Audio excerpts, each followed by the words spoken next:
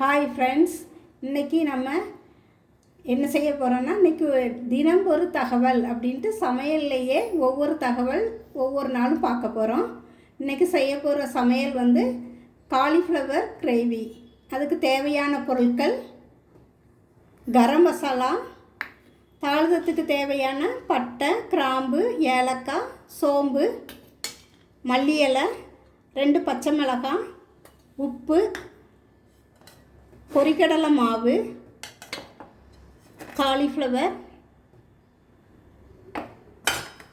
மஞ்சள் பொடி, 2 medium size பல்லாரி வெட்டி வச்சுருக்கேன், இஞ்சி பூண்டு பேஸ்ட், 2 தக்காளி, வத்தல் பொடி, நல்லெண்ணெய். இது தேவையான பொருட்கள். இனிமேல் சமையல் எப்படி செய்ய போகிறோம் அப்படின்ட்டு சமையல் செய்யும். இப்போது காலிஃப்ளவர் வந்து வெந்நீரில் ஒரு 20 நிமிஷம் வெந்நீரில் ஊறணும்.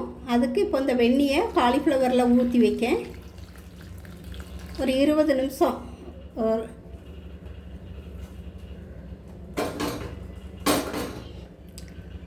நல்லா நனையட்டும், ஊறட்டும். ஏன்னா இதை இப்போது நம்ம அரைக்க தான் போகிறோம். அது வரைக்கும் இன்றைக்குள்ள தகவல் என்ன அப்படின்ட்டு பார்ப்போம். ஆன்மீக தகவல் என்ன அப்படின்னா, நாகக்கன்னியம்மன் கோயிலை பற்றி இன்றைக்கி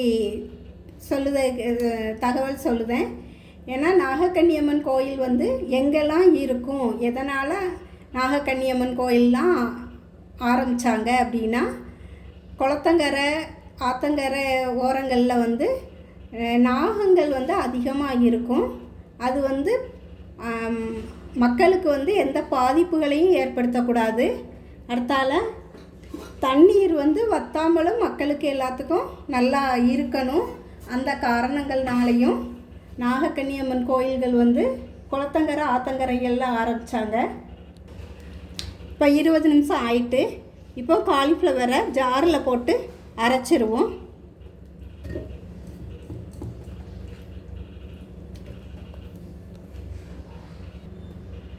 இப்போ காலிஃப்ளவரை நல்லா மையாக அரைச்சிட்டு வந்தாச்சு. இப்போ இதுக்கு தேவையான உப்பு 3/4 ஸ்பூன் உப்பு போட்டிருக்கேன். இதுக்கு இந்த ஸ்பூனுக்கு 2 ஸ்பூன் பொரிக்கடலை மாவு போடுதேன்.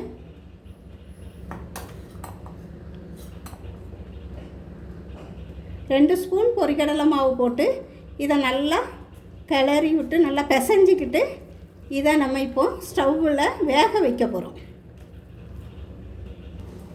ஒரு தட்டில் இப்போ நெய் நல்லா தடவிக்கிடணும். இந்த தட்டு ஃபுல்லும் நல்லா நெய்யை தடவிட்டு நம்ம அரைச்சி வச்சுருக்க அந்த விழுதை இதில் காலிஃப்ளவரை நல்லா அரைச்சி பொரிக்கடலையும் சேர்த்து கலந்து வச்சுருக்கோம், பிசைஞ்சு வச்சுருக்கோம்.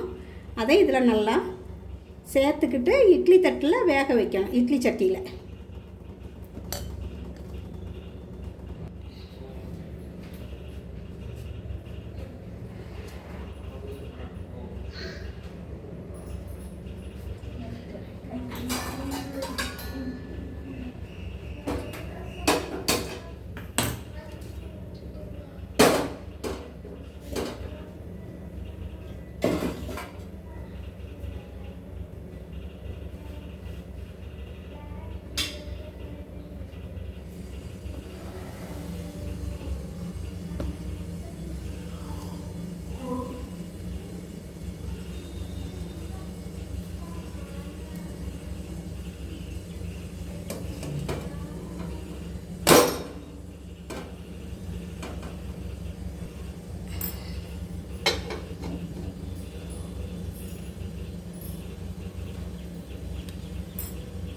பத்து நிமிஷம் இட்லி சட்டியில் வச்சு வேக வச்சுட்டு அதை எடுக்கணும்.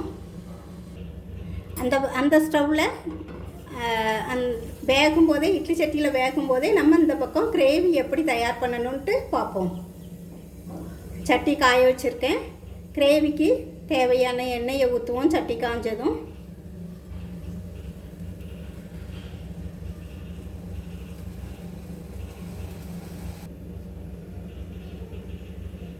ஒரு 3லேருந்து 4 ஸ்பூன் அளவு நல்லெண்ணெய் சேர்த்துருக்கேன். எண்ணெய் காயட்டும். எண்ணெய் நல்லா காஞ்சிட்டு தாளிக்கிறதுக்கு தேவையான பட்டை, கிராம்பு, சோம்பு, ஏலக்காய் எல்லாத்தையும் போட்டாச்சு. இப்போ 2 பச்சை மிளகாவையும் இதோட கலந்துக்கிடணும்.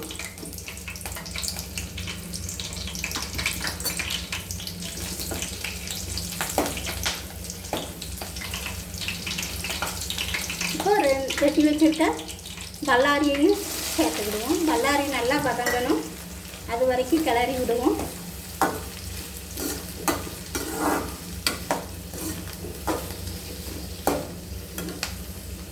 அதே போல் நாகக்கன்னியம்மன் கோயில்களில்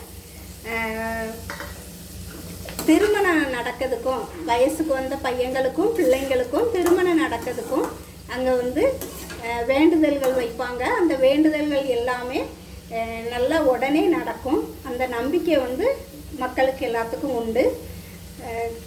அதே போல் கர்ப்பமான பெண்களுக்கும் அங்கே வச்சு வளைகாப்புலாம் நடத்துவாங்க. அதுவும் ஒரு நல்ல ஒரு ஐதீகம் உண்டு. அங்கே நடக்கிறது நல்லா இருக்கும் அப்படிங்கிற ஐதீகம் மக்களுக்கு உண்டு. பல்லாரி போட்டதும் ஹை ஸ்பீடில் இருக்கிறத மீடியத்தில் வச்சுக்கிடணும். தீயை ஸ்லிம்லையும் வைக்கக்கூடாது, மீடியத்தில் வச்சுக்கிடணும்.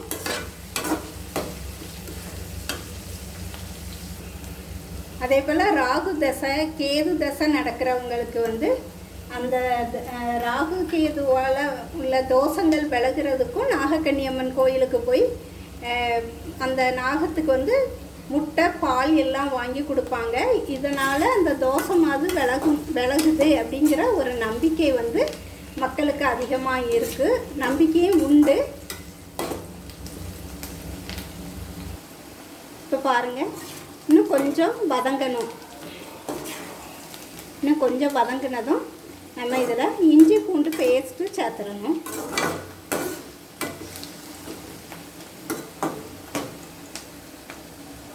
அதே போல் கேது தசை நடக்கிறவங்க அவங்க நாகக்கன்னியம்மன் கோயிலில் இருக்க விநாயகருக்கு வெள்ளிக்கிழமை தீபம் போட்டுட்டு வந்தால் காரிய தடை இருக்கிறதெல்லாம் விலகும். அது ஒரு நல்ல ஒரு நம்பிக்கை மட்டும் இல்லாமல் அது உண்மை. எல்லா விநாயகருக்குமே போடலாம். அதுலேயும் நாகக்கன்னியம்மன் கோயிலில் இருக்க விநாயகருக்கு போடுறது ரொம்ப சிறப்பு. 1 ஸ்பூன் இஞ்சி பூண்டு பேஸ்ட் எடுத்து வச்சுருக்கேன். இதை இப்போ உள்ளி நல்லா வதங்கிட்டு உள்ளியோடு சேர்த்துக்கிடுவோம். சேர்த்து இதை லைட்டாக வதக்கி விடணும். இஞ்சி பூண்டு பச்சை வாடை போகிறது வரைக்கும் வதக்கி விடணும்.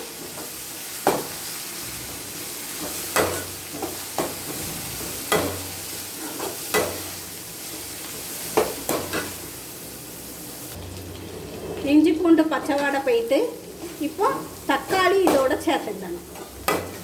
இந்த கிரேவிக்கு தேவையான தக்காளியை சேர்த்து தக்காளி சீக்கிரம் வதங்குறதுக்கு நம்ம கொஞ்சம் உப்பு சேர்த்துக்கிடணும்.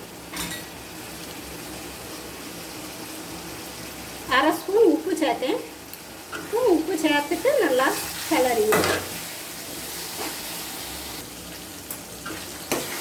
தக்காளி பாதி வதங்கியிருக்கு. இன்னும் ஒரு 5 நிமிஷம் நல்லா வதக்கணும். ஜாதகத்தில் ராகு கேது தோஷம் உள்ளவங்க, சர்ப்ப தோஷம் உள்ளவங்க, காளஹஸ்தி இப்படி தூரமாக பெரிய கோயில்களுக்கு போக முடியாதவங்க பக்கத்தில் இருக்க நாகக்கன்னியம்மன் கோயில்களுக்கு போய் வணங்குறது ரொம்ப விசேஷம். அந்த தோஷமானது அதுலேயே கழிஞ்சிரும். அப்படி போய் வணங்குறது ரொம்ப நல்லது. தக்காளி இப்போ நல்லா வதங்கிட்டு இப்போ நம்ம மசாலாவை இதோட சேர்த்துக்கலாம். மஞ்சள் பொடி 1 ஸ்பூன், கரம் மசாலா பொடி 2 ஸ்பூன்,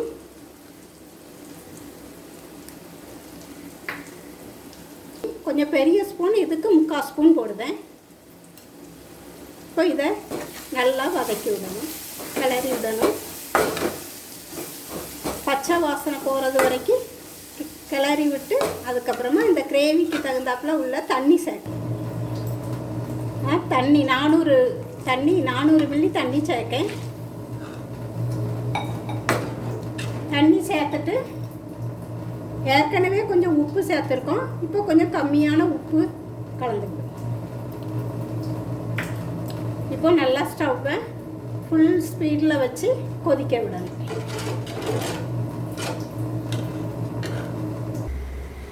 காலிஃப்ளவரும் கடலை மாவும் அரைச்சி வேக வச்சது நல்லா சாஃப்டான ஒவ்வொரு பீஸாக கட் பண்ணி வச்சுருக்கேன். இதை இப்போ தேங்காய் பொரித்து அந்த கிரேவியோடு சேர்க்க போகிறேன். தேங்காய் லைட்டாக தான் பொரிக்கணும். அது எப்படி பொரிக்கணும்னு பார்ப்போம். அடுப்பை பற்ற வச்சு பொரிக்கைக்கு தேவையான எண்ணெயும் ஊற்றி அடுப்பில் வச்சுருக்கேன். இப்போது மீடியத்தில் வச்சு பொரிக்கணும். எண்ணெய் காயட்டும். எண்ணெய் காஞ்சதும் மீடியத்தில் வச்சு பொரிக்கணும். எண்ணெய் காஞ்சிட்டு இப்போது ஒவ்வொரு பீஸாக எண்ணெயில் போட்டு லேசாக ஃப்ரை பண்ணி அந்த கிரேவியோடு சேர்த்துறேன். இப்போ பாருங்கள், பன்னீர் எப்படி எண்ணெயில் பொரிப்போமோ லைட்டாக அதே போல் பொரித்து இப்போ அந்த கிரேவியில் சேர்த்துறேன்.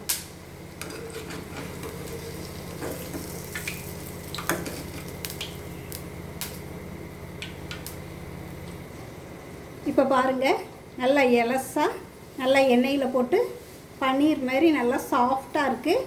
இப்போ இதை அந்த கிரேவியில் சேர்க்கணும். இப்போ இதை இந்த கிரேவியில் ஒவ்வொன்றா சேர்த்து இந்த கிரேவியோடு கலந்து இறக்கி வைக்கணும். ஒரு 2 நிமிஷம் கொதிக்கணும். அப்போ தான் உப்பு எல்லாம் பிடிக்கும்.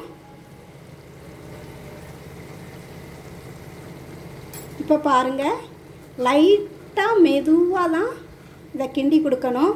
ஏன்னா இந்த கிரேவியில் போட்டிருக்க இந்த காலிஃப்ளவர் பன்னீர் உடஞ்சிடக்கூடாது. அதனால் அப்படி லைட்டாக அப்படி மாற்றி விடணும். ஏன்னா எண்ணெயில் போட்டு அடுத்தால கிரேவியில் போட்டிருக்கும்போது அந்த ஹீட்டில் அந்த தண்ணியும் கிரேவியும் கலக்கும்போது உடையும். அதனால் மெதுவாக தான் அப்படி கிளறி விடணும். இப்போது காலிஃப்ளவர் பன்னீர் கிரேவி ரெடி ஆகிட்டு. நம்ம சேனலை சப்ஸ்கிரைப் பண்ணுங்கள், லைக் பண்ணுங்கள், ஷேர் பண்ணுங்கள். இன்று ஒரு தகவலும் உங்களுக்கு நல்லா பயனுள்ளதாக இருக்குன்னு எதிர்பார்க்கேன்.